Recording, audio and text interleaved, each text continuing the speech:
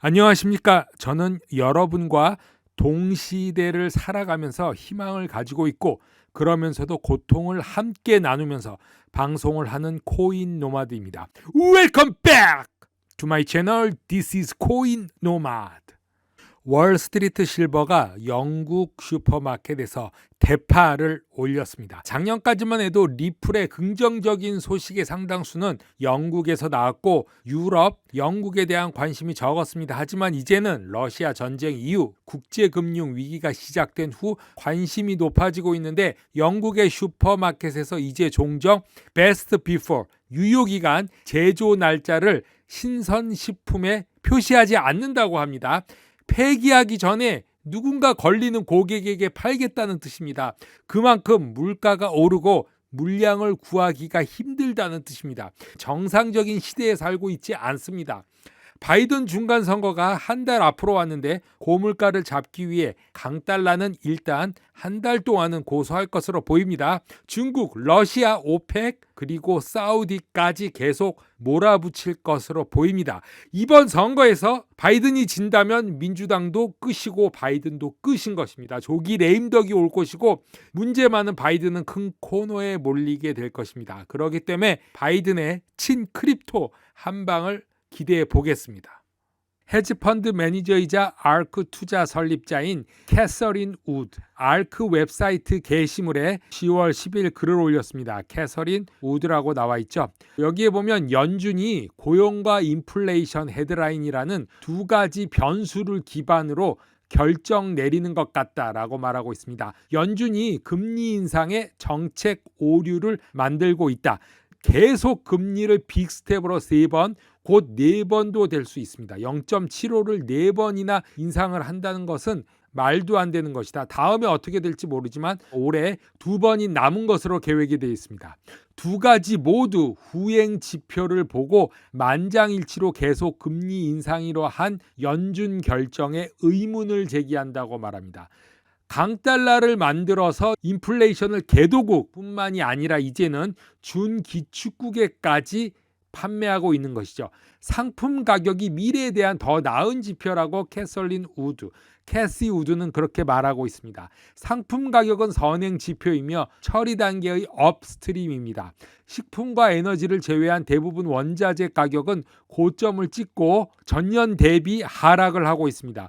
의심의 여지 없이 식량과 에너지 가격은 중요하지만 우리는 연준이 러시아의 우크라이나 침공으로 인한 농업 및 에너지 원자재 공급 충격과 관련된 세계적인 고통과 싸우고 악화시켜야 한다고 생각하지 않습니다.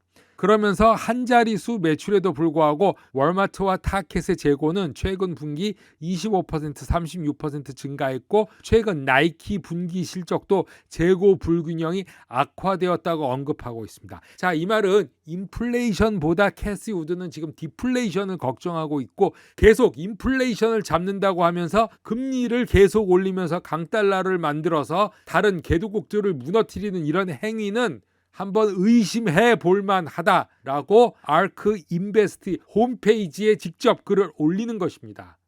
그레이스케일이 미국 증권거래위원회를 고소했습니다. 비트코인 상장 지수 펀드 ETF 입찰에 편향을 보이고 있고 미국 증권거래위원회를 상대로 법적 조치를 취한다라고 말하고 있습니다.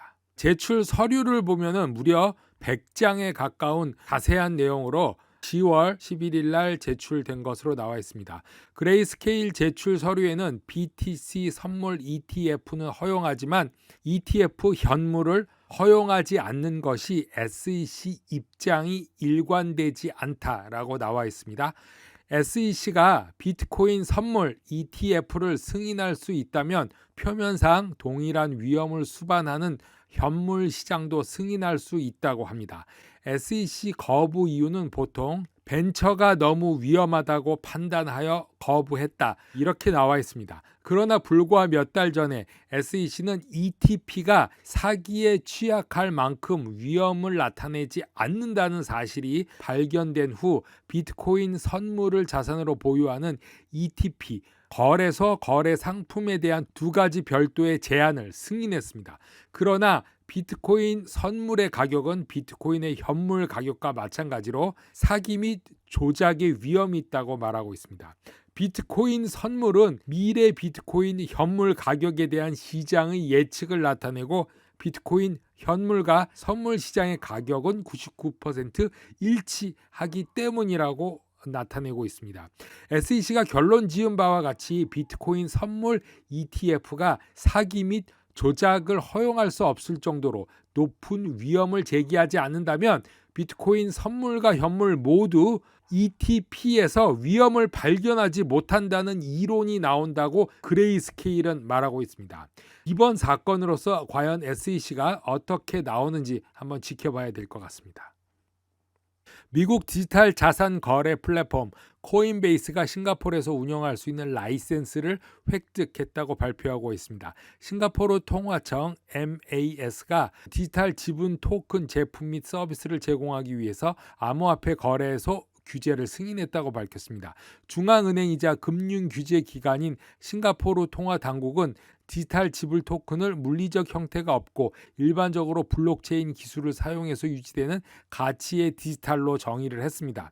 코인베이스는 운영 라이센스가 부여하기 전부터 이미 싱가포르에서 관심이 증가됐으며 인적 자본뿐만이 아니라 암호 스타트업에 이제 투자할 수 있다고 말하고 있습니다. 브라이언 암스트롱은 오랫동안 조용히 우리의 존재감을 키워왔고 작년에 싱가포르를 코인베이스의 기술 허브로 발표를 했고 그 이후 웹3 기술에 대해 제품 관리자, 엔지니어를 계속해서 고용하고 교육했다고 말하고 있습니다. 코인베이스 벤처팀은 지난 3년 동안 15개 이상의 싱가포르 기반 웹3 스타트업에 투자를 했고 아시아 태평양 지역의 투자 활동을 주도하기 위해서 팀을 설립했는데 이제야 합법적인 라이센스를 획득해서 규제 안에서 활동하게 되었습니다.